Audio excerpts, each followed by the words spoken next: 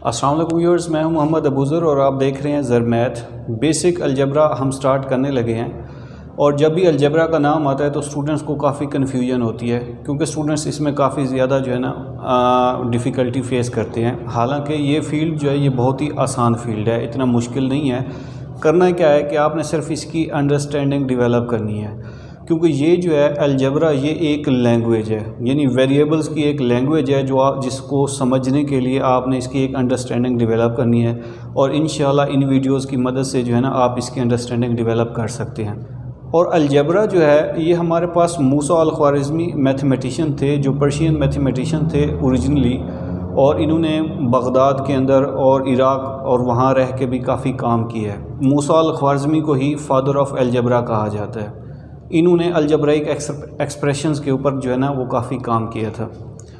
तो इसमें सबसे पहले हम स्टार्ट करते हैं कि अलजबरा जो है क्या।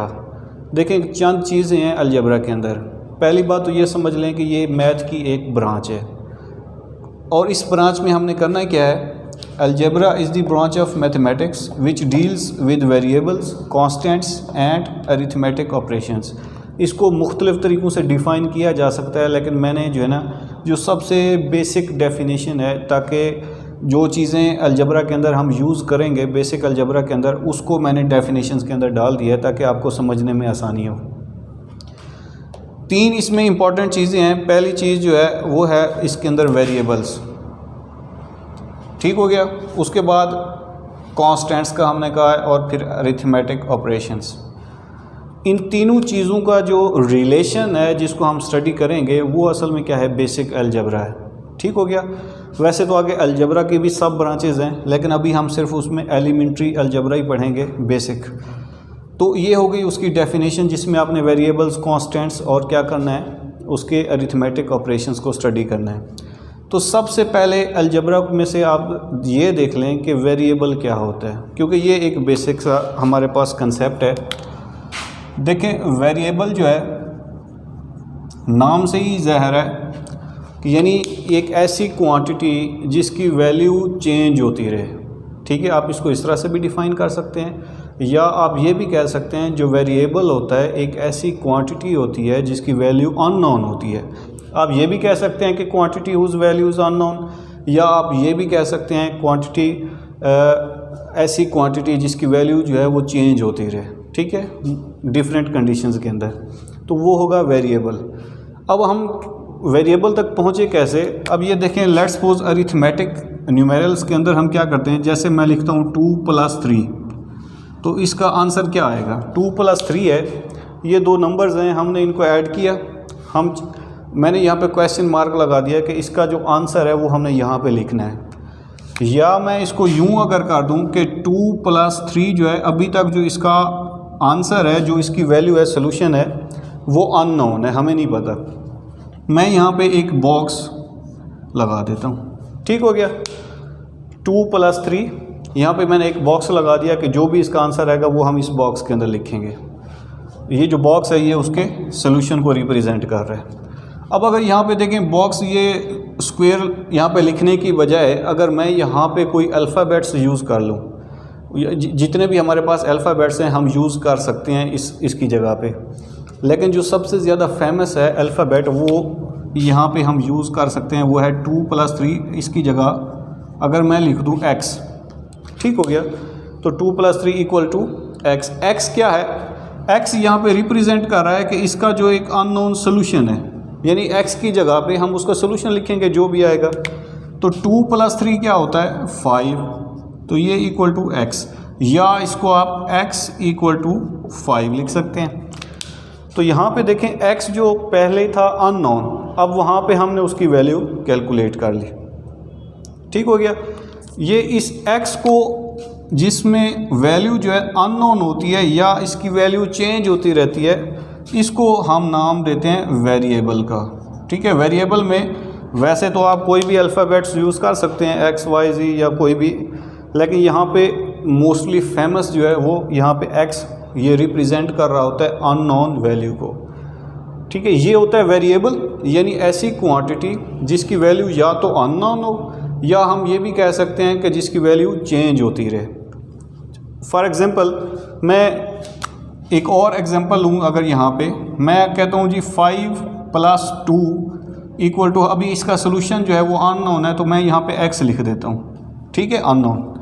तो 5 + 2 ये तो 7 = x, या x = 7 भी लिखा जा सकता है अरेंज करके। अब यहाँ पे देखें, जो यहाँ पे x था उसकी वैल्यू थी 5 और यहाँ पे x उसकी वैल्यू क्या आई 7। तो जब भी आप कंडीशंस चेंज करते रहेंगे, इस अननोन की वैल्यू भी क्या होती रहेगी, चेंज होती रहेगी। ठीक हो गया। तो ये हो गया वेरिएबल हमारे पास, इसका concept I hope so clear हो गया होगा। अब इस वेरिएबल के साथ जो एक चीज़ अटैच होती है वो होती है कांस्टेंट, ठीक है, फिक्स वैल्यू। सिंपली आप इसको कैसे याद कर सकते हैं, फिक्स वैल्यू यानी जिसकी वैल्यू आप देखें x की वैल्यू क्या हो रही थी, चेंज हो रही थी। डिफरेंट क्वेश्चंस के अंदर उसकी वैल्यू चेंज होती रहेगी, लेकिन जो कांस्टेंट होगा, जो कांस्टेंट टर्म है, उसकी वैल्यू क्या होगी, फिक्स होगी। लेट्स सपोज मैं यहाँ पे वो पहले वाला एक्सप्रेशन लिखूँ अगर, कि x = हमने लिखा था 5 + 2, यहाँ पे x क्या आया था 7। अब यहाँ पे देखें, वैसे तो ये 5 भी क्या है, कांस्टेंट है, ये 2 भी क्या होगा, कांस्टेंट है। अब देखें 5 आप जहाँ भी मर्जी यूज़ कर लें उसकी वैल्यू तो फिक्स ही रहेगी, चेंज नहीं होगी। इसी तरह से ये 7 भी हमारे पास क्या होगा, कांस्टेंट है। 7 जहाँ कहीं भी होगा, जिस इक्वेशन में होगा, वो 7 7 ही रहेगा, चेंज इसकी वैल्यू नहीं हो सकती। तो ये जितने भी कांस्टेंट्स होते हैं, नंबर्स हैं, हम इनको कांस्टेंट्स कह सकते हैं। इसके अलावा कुछ अल्फ़ाबेट्स भी होते हैं जो कांस्टेंट की कैटेगरी में आते हैं, तो वो फर्दर जब उनकी ज़रूरत पड़ेगी हम उनको यूज़ करेंगे। कांस्टेंट और वेरिएबल के बाद अब हम जो है ना एक और इसमें एक चीज़ एडिशन करते हैं इसमें, और वो है टर्म। के किसी भी मतलब अलजेब्राइक इक्वेशन में या एक्सप्रेशन के अंदर टर्म किसे कहते हैं, ये भी एक बेसिक सा कंसेप्ट है। देखिए टर्म क्या होगा, अ नंबर और letter separated by arithmetic operations. ठीक हो गया, यानी क्या होगा, अरिथमेटिक ऑपरेशंस हमारे पास कौन से हैं, प्लस, माइनस, डिवीजन, मल्टीप्लिकेशन। अगर किसी भी नंबर को या किसी भी लेटर को हम इनकी मदद से सेपरेट कर दें तो वो क्या होगी, तो टर्म्स बनती जाएंगी। जैसे मैं लिखता हूँ 2x + 3y। अब यहाँ पे देखें 2x + 3y, ये अरिथमेटिक ऑपरेशन है और इसकी मदद से हमने इन दो वैल्यूज़ को हमने सेपरेट कर दिया। इसमें ये जो पूरी एक वैल्यू होगी इसको हम नाम देंगे टर्म का। ये एक टर्म होगी और ये क्या होगा, ये दूसरी टर्म होगी। ठीक है, यानी इन दोनों को हमने क्या किया, अरिथमेटिक ऑपरेशन की मदद से सेपरेट कर दिया। तो हर एक को हम क्या कहेंगे अब, टर्म। यानी इस एक्सप्रेशन के अंदर अब दो टर्म्स हैं, एक ये हो जाएगी और एक ये हो जाएगी। टर्म के बाद जो इम्पोर्टेंट हमारे पास कंसेप्ट आता है वो है कोफिशिएंट किसे कहते हैं, कोफिशिएंट्स। ठीक है, ये भी एक इम्पॉर्टेंट कंसेप्ट है, इसको आपने समझना है। देखें नंबर कोफिशिएंट क्या होगा, यानी किसी भी वेरिएबल से पहले जो नंबर आ रहा होगा उसको हम क्या कहेंगे, कोफिशिएंट कहेंगे। ठीक हो गया। जैसे यहाँ पे देखें ये वेरिएबल है और इससे पहले जो नंबर आ रहा है 2, ये क्या होगा, कोफिशिएंट। इसी तरह से ये जो वेरिएबल y है इससे पहले जो नंबर आ रहा है 3, वो क्या होगा, कोफिशिएंट। अब मैं क्या करता हूँ, एक इक्वेशन लिखता हूँ और उसमें हम इस पूरे लेक्चर को समराइज़ कर देंगे। यहाँ पे देखें आप कि मैं एक इक्वेशन लिख रहा हूँ 2x + 5y = लेट्स सपोज 7। ये एक इक्वेशन है। इक्वेशन क्या होती है ये नेक्स्ट वीडियोस के अंदर हम डिस्कस करेंगे, अभी सिर्फ हम अपने टॉपिक तक ही महदूद रहते हैं। अब इसमें देखें, पहली चीज़ x और y क्या हैं, ये तो अननोन है, हमें इनकी वैल्यू का पता नहीं है। तो ये x और y क्या हो जाएंगे, ये हो जाएंगे वेरिएबल्स।